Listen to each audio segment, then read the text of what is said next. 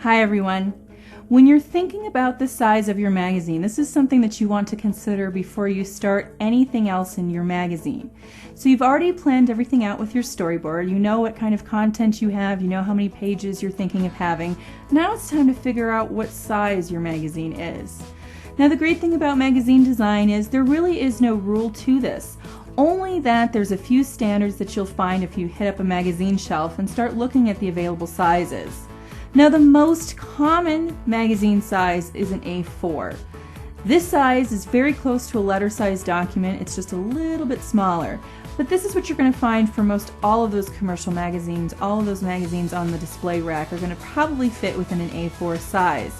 And because of that, that is actually the size that we're going to use when we design our magazine in the upcoming lessons. But you can get creative once you're comfortable with designing magazines. You can think square, you can think big, you can think small. There really is no set to this, so it's up to you to decide what works. But take a look at those magazines that you see out there in the world and see what you like. For example, Computer Arts, their project magazine here is an example of an older issue, is very square.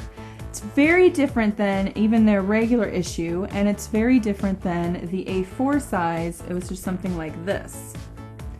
Okay, so you can get very creative. You can go outside of the box with your magazine design. It really doesn't matter.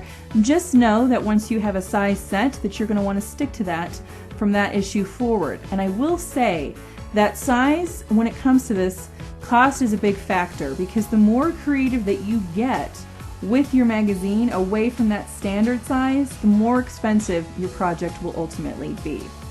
But that shouldn't deter you if you want to get creative with your size.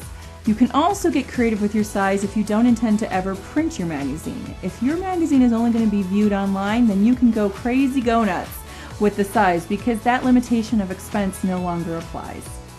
So we're going to go ahead and start with our A4 document.